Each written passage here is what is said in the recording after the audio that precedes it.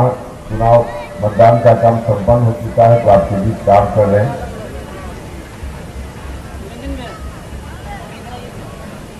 यहाँ उपस्थित बलनंदन पोद्दार जी, उदय राय जी, अमरेंद्र कुशवाहा जी, निरंजन कुशवाहा जी, अनिल कुमार जी, सर्वेश कुमार जी, कुणाल कुमार जी, नीरज मेहता जी, सुभाष सिंह जी, उषा शर्मा जी, अजीजुर रहमान साहब जो AIM के नेता हैं, निरंजन कुशवाहा जी, बहुजन समाज पार्टी के जिला के अध्यक्ष अशोक महतो जी, एक उम्मीदवार ही थे नहीं है, और बहुजन से निरंजन पोद्दार जी रुपौली से बसपा के प्रत्याशी हैं, पप्पू आशुतोष जी, तरुण सिंह कुशवाहा जी, विकास रंजन जी, सुमन जी, जुबेर आलम साहब, से सम्मानित नेतागण जिनका नाम छूटिया हो,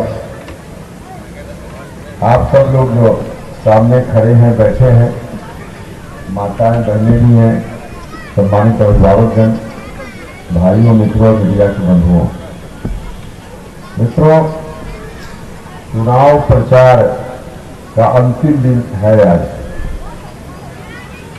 उसके पहले 2 चरण का मतदान तो संपन्न हो चुका है, तीसरा चरण आज प्रचार का काम समाप्त होगा और 7 तारीख को मतदान आप सब लोगों को करना है। अब अंतिम दौर में विचित्र तरह की घटना घट रही है। 2-4 दिन पहले की बात है कि हमारे उम्मीदवार के ऊपर गोली किस तरह से चलाई गई। लोग लगता है बौखला गए हैं।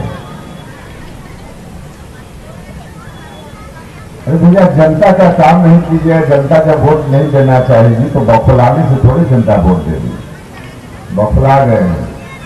अभी परसों एक सभा थी आप ही के इलाके में, अमौर,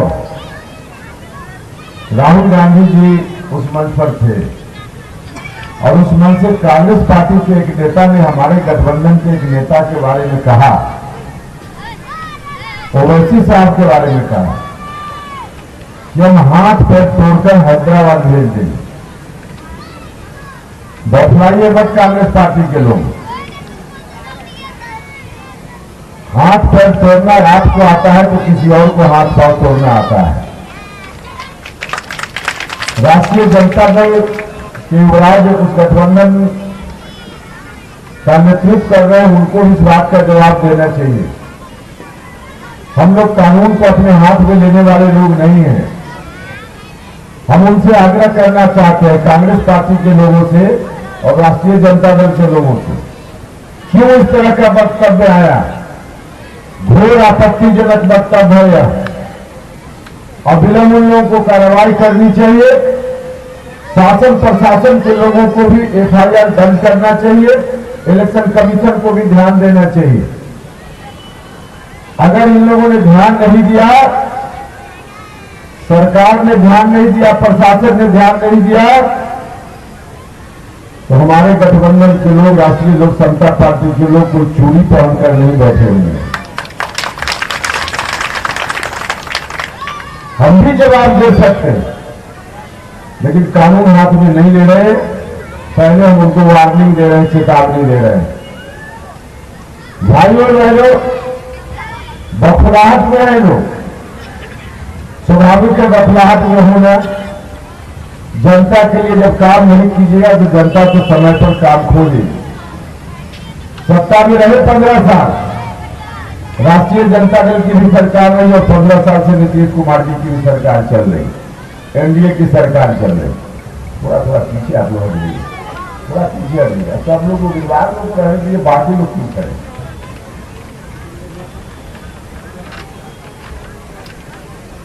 15 साल दोनों को आप लोगों ने दिया। जब वक्त था तब नहीं आपके साथ न्याय किया, लेकिन अभी फिर से लुभावना नारा देकर आपके वोट को लेने की कोशिश है। अभी राष्ट्रीय जनता दल की युवराज की ओर से भी कहा जा रहा है कि हम 10 लाख लोगों को नौकरी देंगे। कभी कभी तो इन लोगों की बातों को सुनकर हंसी आती है। आप लोगों ने देखा होगा कव्वाली, एक ही मंच पर अलग अलग दो मंडली के लोग होते हैं कव्वाली गाने वाले। एक तरफ से एक मंडली की ओर से कोई गाना गाया जाता है और दूसरी मंडली की ओर से गाना में ही उसका जवाब दिया जाता है। ठीक उसी तरह से लोग कर रहे हैं। उधर से राष्ट्रीय जनता दल कह रहा है 10 लाख, तो भाजपा वाले कह रहे हैं उधर से 19 लाख। ये कव्वाली नहीं तो और क्या है, ये कव्वाली कर रहे हैं। जब मौका था तो उस वक्त नौकरी नहीं दी उन्होंने, मौका मिला था राष्ट्रीय जनता दल के लोगों को, उस वक्त तो नहीं सुना था। 15 साल से नीतीश कुमार जी बीजेपी के लोग भी हैं तो तब तो नहीं सुना, और आज कह रहे 10 लाख देंगे, 19 लाख देंगे। भाई और बहनों, वास्तव में नौकरी देने की नीयत नहीं है, नौकरी देने की नीयत नहीं है, क्योंकि नौजवान लोग नौकरी खोजते हैं, बेरोजगार लोगों को रोजगार चाहिए। इसलिए ऐसी बात करो कि लोग वोट दे दें। निश्चित रूप से बेरोजगारी एक बड़ी समस्या है बिहार में, लेकिन जो कह रहा है कि 10 लाख नौकरी देंगे, जरा मैं उनसे पूछना चाहता हूं, आप भी पूछिएगा, क्या बिहार में 10 लाख लोग ही बेरोजगार है? 10 लाख लोगों को रोजगार देने से, नौकरी देने से बिहार में बेरोजगारी की समस्या का हल हो जाएगा? बिहार में जितनी बेरोजगारी है, 5 से 6 करोड़ लोग लगभग बेरोजगार हैं। और युवाओं की हम बात करें जो नौकरी ढूंढते हैं, उनकी सिर्फ हम बात करें तो उनकी संख्या भी 2 से 2.5 करोड़ के लगभग है। तो जहां नौजवान लोग 2 से 2.5 करोड़ नौकरी खोज रहे हैं और पूरा बेरोजगार की संख्या का एक आकलन करें तो उसकी संख्या होगी 5 से 6 करोड़, और उसमें कोई कह रहा है कि हम 10 लाख लोगों को नौकरी देंगे। ऊंट के मुंह में गिरा का फोरन होगा क्या? भाई और बहनों, 10 लाख लोगों को नौकरी देने की बात करना नौजवानों के साथ, बेरोजगारों के साथ मजाक है, क्रूर मजाक है। हाँ, निश्चित रूप से बेरोजगारी की समस्या का हल हो सकता है, बेरोजगारों को कैसे रोजगार मिले इसका रास्ता निकाला जा सकता है, लेकिन निकालने के लिए पूरा रोड मैप चाहिए। कोई रोड मैप हम लोगों के पास नहीं है, क्योंकि नौकरी देने की नीयत नहीं है। रोड मैप अगर बेरोजगारी की समस्या को दूर करने के लिए किसी गठबंधन के साथ किसी पार्टी के पास है तो उसका नाम राष्ट्रीय लोक समता पार्टी और हमारा गठबंधन है, इसके पास एजेंडा है। जो मजदूर लोग हैं, 5-6 करोड़ लोगों के बेरोजगार होने की बात हम करते हैं, तो हमारे यहाँ के जो मजदूर लोग हैं, हरियाणा जाते हैं, पंजाब जाते हैं, वहां जाकर क्या करते हैं? वहां भी किसी किसान के खेत में काम करते हैं, वहां जाकर किसान के खेत में काम करते हैं। इसलिए जो हमारे यहाँ किसान लोग खुली परेशानी में है, मजदूरों को कहां से मजदूरी दे पाए? कई बार तो आप लोग इलाका या किसानों का इलाका है, आप लोग खुद अनुभव करते होंगे। कई बार आप खेती करते हैं किसान भाइयों, और खेती करने में जितना पैसा लगा देते हैं, मजदूरी में जितना पैसा दे देते हैं मजदूर को, उतना पैसा भी वापस नहीं होता है फसल बेचने के बाद। यह स्थिति है किसानों की, तो किसान खुद ही परेशानी में है। हमने रोड मैप बनाया है कि किसानों को भी सहूलियत हो और हमारे यहाँ जो मजदूर बाहर ना जाए, उनको यही धंधा मिल जाए, मजदूरी का काम मिल जाए, इसके लिए हमने रोड मैप बनाया है। भाई और बहनों, हमने तय किया है हमारी सरकार बनेगी तो किसान भाई आपने फसल लगाइएगा अपने खेतों में, और फसल लगाने में मजदूरों से जो काम लीजिएगा, काम तो लीजिएगा या आप मजदूर करेंगे आपके खेत में काम, लेकिन उन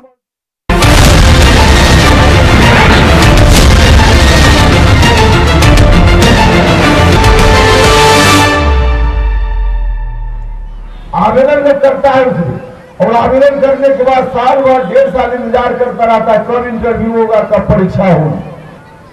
1.5 साल 2 साल के बाद कभी परीक्षा हो भी गई तो पता नहीं रिजल्ट निकलते निकलते कहीं परीक्षा ही कैंसिल ना हो जाए, इसका भी कोई ठिकाना नहीं। और सब कुछ ठीक ठाक रहा, सिलेक्शन हो भी गया तो नियुक्ति पत्र मिलते मिलते उसकी उम्र ही खत्म हो जाएगी, इसका भी कोई ठिकाना नहीं।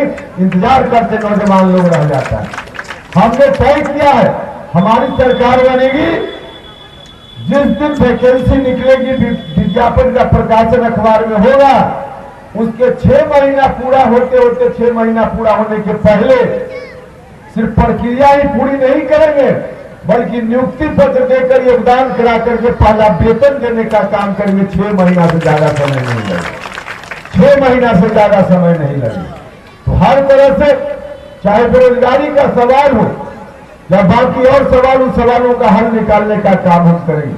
जो नौजवान लोग हैं, गरीब लोग यहाँ हैं, सरकारी नौकरी अगर देने की बात भी हो तो सरकारी नौकरी में कौन आवेदन करेगा? किसको सरकारी नौकरी मिलेगी? जिसका बाल बच्चा पढ़ा लिखा होगा। जिसके घर में कोई पढ़ा लिखा नहीं तो नौकरी भी कैसे होगी? भाइयों बहनों, इसके लिए जरूरी है कि पढ़ाई लिखाई हो बढ़िया से बढ़िया, और खास करके जो गरीब घर के बच्चे हैं उनके लिए पढ़ाई लिखाई बहुत जरूरी है। पढ़ाई लिखाई सबके लिए जरूरी है, संपन्न परिवार के लोग हैं उनके लिए भी जरूरी है, लेकिन संपन्न आदमी के परिवार में किसी बाल बच्चा को पढ़ाना हो तो उसको दिक्कत नहीं है, जेब में पैसा है, जहां शिक्षा बिकती है प्राइवेट से अपने बच्चों को लोग पढ़ा लेते हैं। लेकिन गरीब आदमी अपने बच्चों को कहां पढ़ाए? गरीब आदमी भी सपना देखता है कि उसका बाल बच्चा भी डॉक्टर बनता है, एसपी बनता है, कलेक्टर बनता है, इंजीनियर बनता है, बड़ा इंसान बनता है। गरीब को भी सपना देखने का अधिकार है कि नहीं है? गरीब को भी सपना देखने का अधिकार है, लेकिन गरीब आदमी सपना देखे अपने बाल बच्चों के बारे में, डॉक्टर, इंजीनियर, एसपी, कलेक्टर बनाने के लिए, बड़ा इंसान बनाने के लिए, तो क्या बिना पढ़ाई लिखाई संभव है? बिना पढ़ाई लिखाई नहीं संभव। पढ़ना पड़ेगा, पढ़ाना पड़ेगा। गरीब आदमी पढ़ाना भी चाहे तो कहां पढ़ावे अपने बच्चों को? उन्हीं सरकारी विद्यालयों में ना, जिन सरकारी विद्यालयों में आज खिचड़ी खाने खिलाने का काम कहीं कहीं जरूर होता होगा, लेकिन पढ़ाई लिखाई नाम की कोई चीज नहीं है, पूरे तौर पर चौपट है। भाइयों बहनों, शिक्षा की व्यवस्था को दुरुस्त करने का काम करना पड़ेगा। हमने संकल्प लिया है, आज नहीं, चुनाव का वक्त आया तब नहीं, 3 साल 4 साल पहले से हमने पूरा का पूरा मांग पत्र जारी करने का काम किया, बिहार सरकार के समक्ष रखने का काम किया। नहीं किया बिहार की सरकार ने, कोई बात नहीं, मत करे, हमारी सरकार बनेगी तो तमाम मांगों को जो हमने रखा था नीतीश कुमार जी के सामने, हम सबसे पहले पूरा करने का काम करेंगे, ताकि गरीब घर के बच्चों की अच्छी से अच्छी शिक्षा सरकारी विद्यालयों में हो पाए। और निश्चित रूप से ऐसा संभव है। हम भारत सरकार में मंत्री थे, आप लोगों को मालूम है, शिक्षा विभाग में मंत्री थे। हमने देखा है देश भर में दूसरे राज्य में किस तरह से सरकारी विद्यालय चलते हैं। देश में कई राज्य हैं जहां सरकारी विद्यालय इतना अच्छा है कि प्राइवेट उसके सामने में फेल है। जब देश के दूसरे राज्यों में सरकारी विद्यालय अच्छा से अच्छा हो सकता है, तो क्या पूर्णिया, धमदा और बिहार में आपके गांव में जो सरकारी स्कूल है उसमें अच्छी पढ़ाई नहीं हो सकती है? यहां भी अच्छी से अच्छी पढ़ाई हो सकती है, निश्चित रूप से हो सकती है। यही यार स्वास्थ्य का है, स्वास्थ्य व्यवस्था की वही स्थिति। आज गरीब आदमी बीमार पड़ता है तो कहां इलाज कराता है? अमीर आदमी भी बीमार पड़ते हैं, लेकिन अमीर आदमी बीमार पड़ता है तो प्राइवेट अस्पताल में इलाज कराता है। गरीब आदमी कहां जाता है इलाज कराने? हम लोग दिल्ली में रहते हैं तो कई लोग बिहार से चले जाते हैं, कोई बड़ी बीमारी हो जाती है गरीब आदमी को, यहाँ कोई इलाज नहीं है, किसी तरह से जमीन बेचकर, कर्ज लेकर, किसी से उधार लेकर गरीब आदमी दिल्ली जाता है, इलाज करा दीजिए। हम लोग वहां सरकारी अस्पताल में इलाज कराते हैं, फ्री में इलाज होता है, भला चंगा होकर लौटता है। भाइयों बहनों, आप सोचिए, अगर दिल्ली के सरकारी अस्पताल में अच्छा इलाज हो सकता है तो पूर्णिया और बिहार के सरकारी अस्पताल में अच्छा इलाज नहीं हो सकता है क्या? यहाँ भी अच्छा से अच्छा इलाज हो सकता है, सब कुछ हो सकता है बिहार। शिक्षा की स्थिति, स्वास्थ्य की स्थिति, नौजवानों के लिए, मजदूरों के लिए रोजगार की स्थिति, सब कुछ अच्छा हो सकता है, लेकिन करने वाला होना चाहिए। 15 साल में राष्ट्रीय जनता दल के लोगों ने 15 साल सरकार चलाई, लेकिन नहीं किया, कुछ भी नहीं किया। 15 साल से नीतीश कुमार जी सरकार चला रहे हैं, लेकिन इनके शासनकाल में भी कुछ नहीं हुआ। भाइयों बहनों, मैं आपसे कहना चाहता हूं, 15 साल में जब उन्होंने कुछ नहीं किया, 15 साल में इन्होंने भी कुछ नहीं किया, फिर 5 साल आपसे मांगने के लिए आ रहे हैं। हम आपसे आग्रह करने आए कि कि पहले आपने उनके कारण उनको वोट दे दिया, कोई बात नहीं, चलिए समय बीत गया। बाद में 15 साल से नीतीश कुमार जी को आप वोट दे रहे हैं, चलिए बीत गया समय, कोई बात नहीं, उनके चलते आपने उनको वोट दे दिया।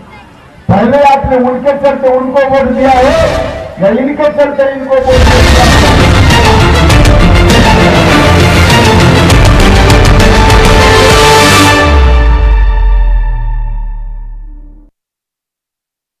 बिहार में भी हर घर शौचालय बने और हर घर तक नल का जल मिले, इसके लिए काम किया।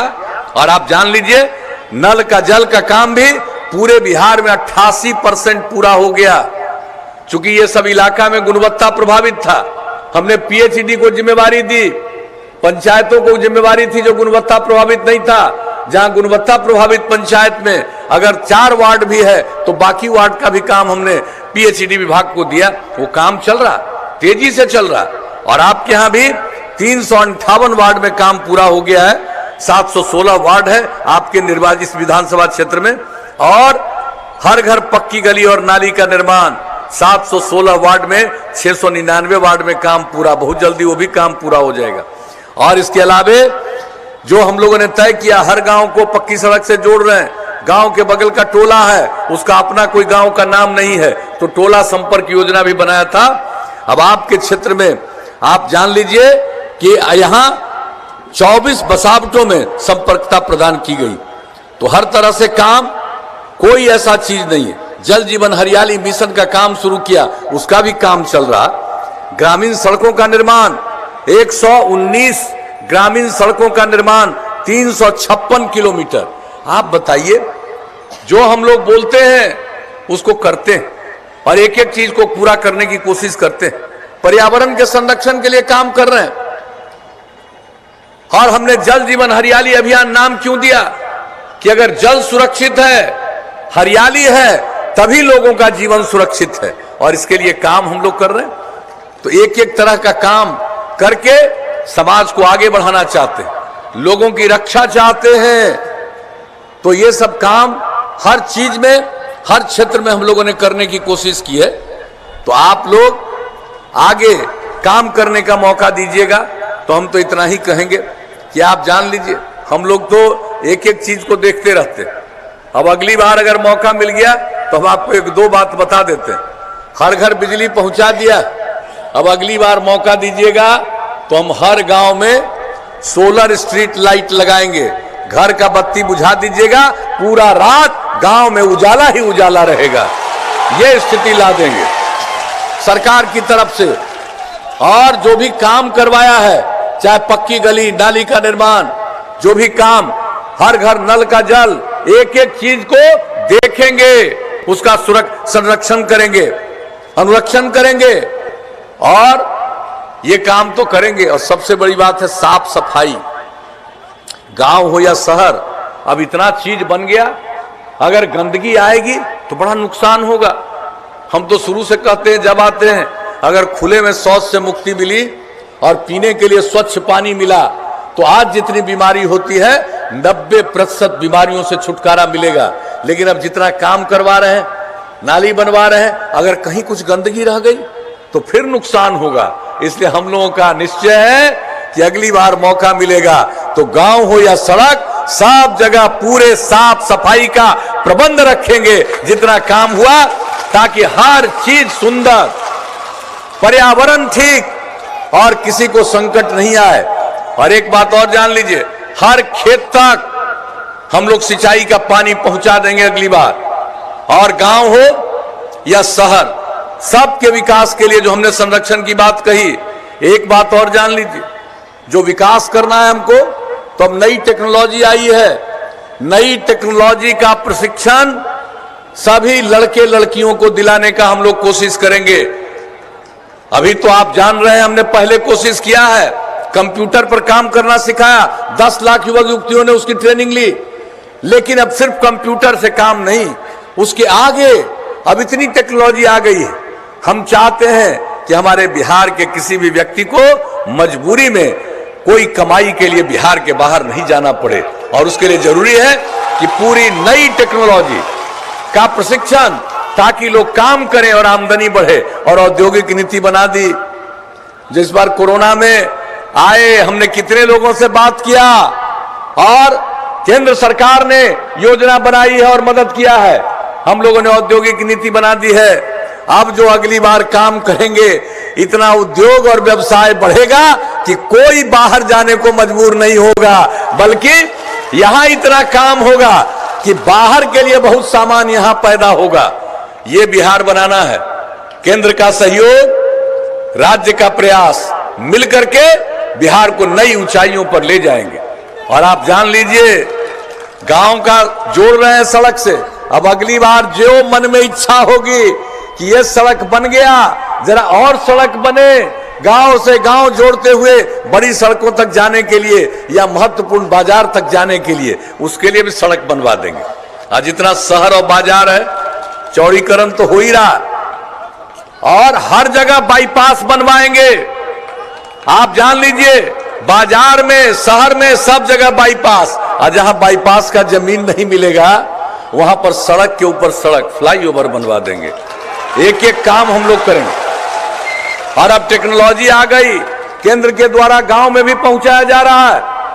अब अगर किसी की तबीयत खराब होगी, तुरंत सूचना उसके माध्यम से मिलेगी, जांच भी होगा, इलाज भी होगा। और उसके अलावे आप जानते हैं, हम लोग कृषि रोड मैप में कृषि के क्षेत्र के अलावे पशुपालन, मत्स्य पालन को भी बढ़ावा दे रहे हैं। और कितना नए संस्थानों का निर्माण करवाया, आप सबको पता है। पूर्णिया के लिए क्या किया सबको मालूम है, एक एक चीज मालूम है। तो सब चीज जो किया, तो हम लोग अब आगे और जो काम करेंगे, पशुओं के इलाज के लिए भी टीकाकरण करवा रहे हैं। लेकिन आज भी